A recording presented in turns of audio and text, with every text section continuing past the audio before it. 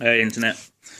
Just going to be doing a quick remote play from PS Vita to PS4 demonstration, running through pros and cons, letting you know about a little workaround I found that if you're having trouble with the Wi-Fi connection, because it does seem to be a bit of a problem, then there's a bit of a workaround for it, which makes connection a lot better. So let's get going. So if you've installed the latest firmware update, which is 3.01, you'll have the PS4 link button. That's obviously to link to your PS4.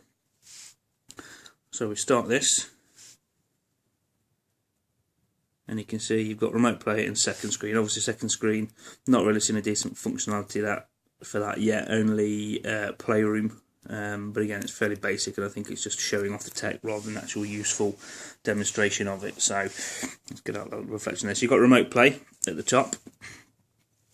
Clicking on that will then search for a nearby PlayStation 4 via the internet, and we'll hear the beep, so that boots the PlayStation 4 on. So it's obviously completely doing it through Wi-Fi in the moment, and you'll see it starts up the PlayStation 4. So while it's doing that, it's obviously finding a secure connection, verifying connection environment, and then you can see boot up. So what you get now then, in a second, the screen will completely match. So you've got the TV there and the Vita, and as you can see, as it's bringing up the what's new notifications, they're kind of almost instant. So obviously the controller is fairly basic, so you can see how almost exactly mirrored they are to notifications. So that's controlling obviously with analog stick, but just like the control pad, use the D-pad and obviously the X button to accept. So as I say, you can see how almost instantaneous that is with the movement of the Vita. Now there's pretty much, excuse me, let me just move this boy. Oh, that's nice.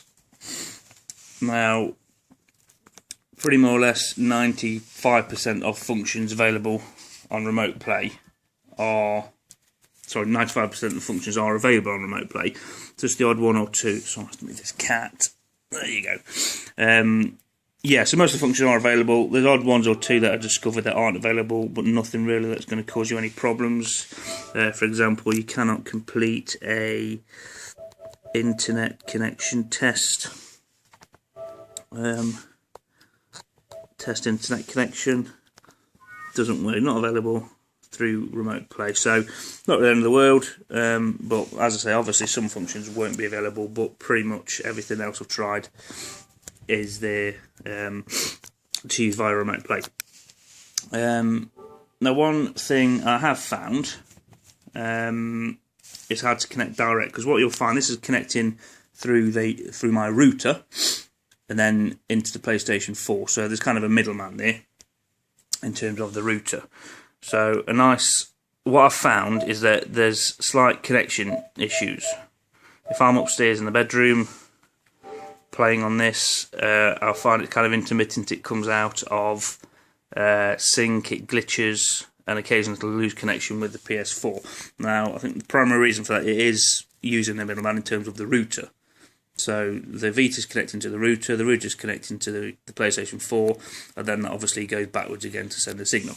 Now what you can do is to cut that middleman out.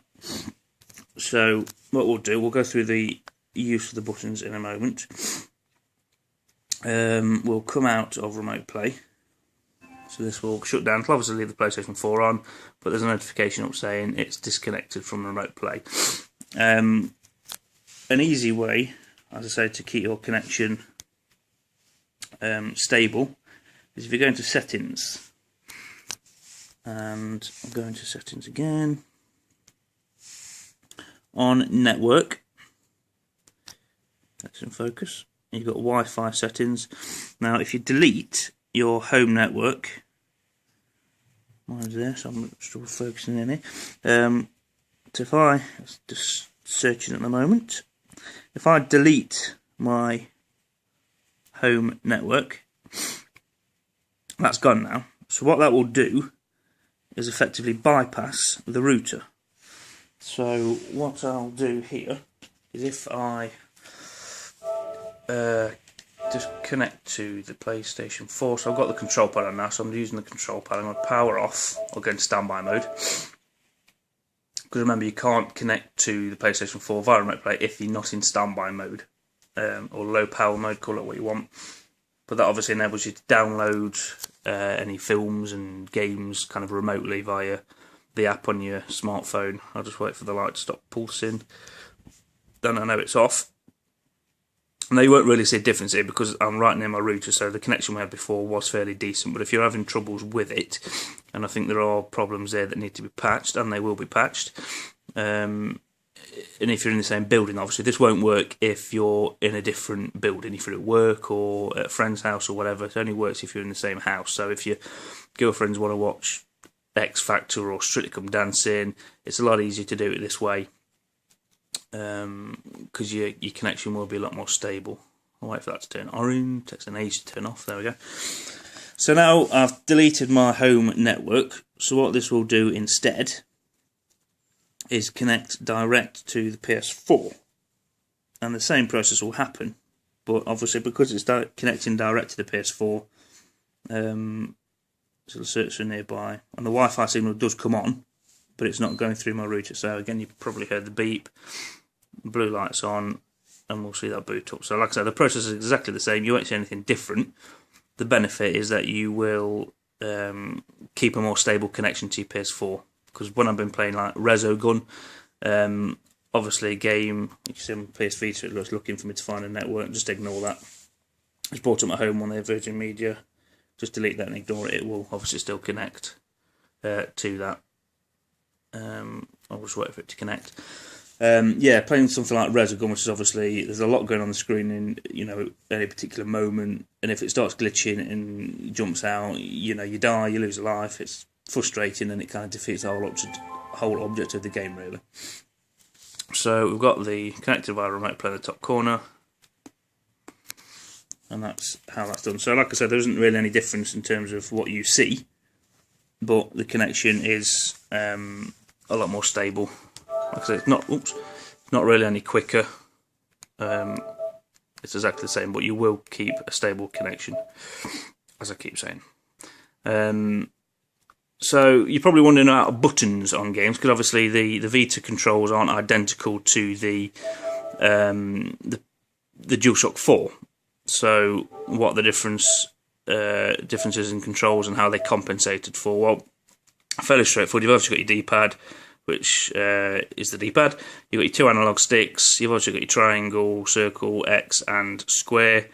Your PS button on there will act as it'll bring up an option. So you've got the PS4 system menu.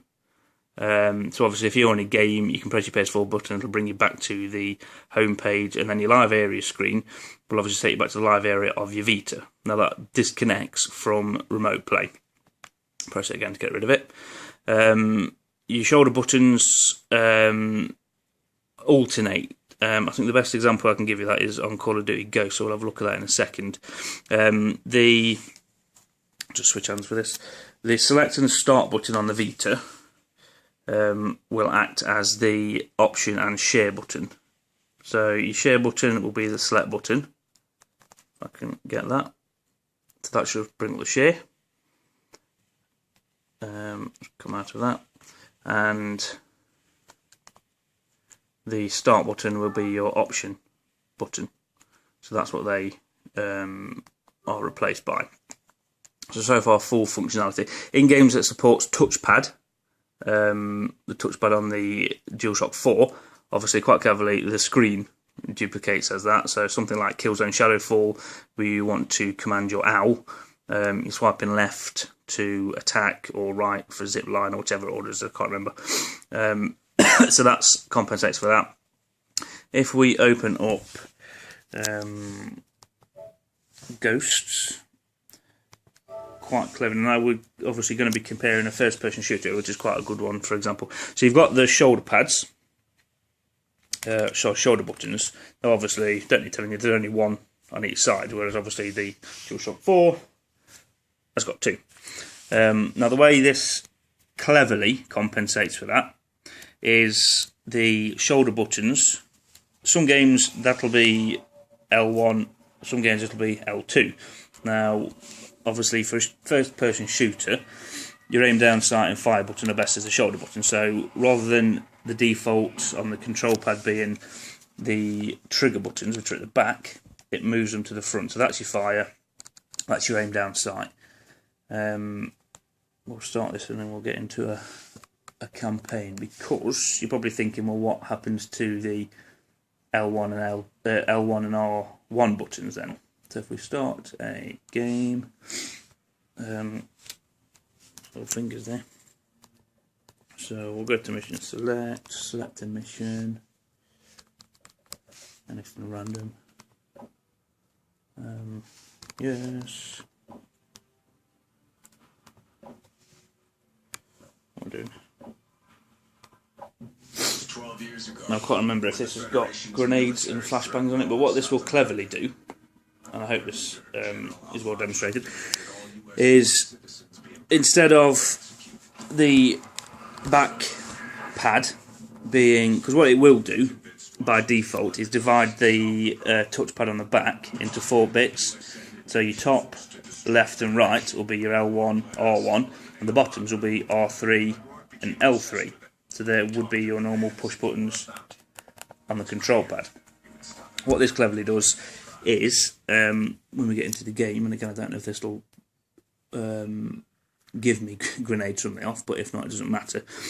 Because it knows that you're on remote play, it will put icons on the screen. So rather than struggling to sort of hit the right bit on the back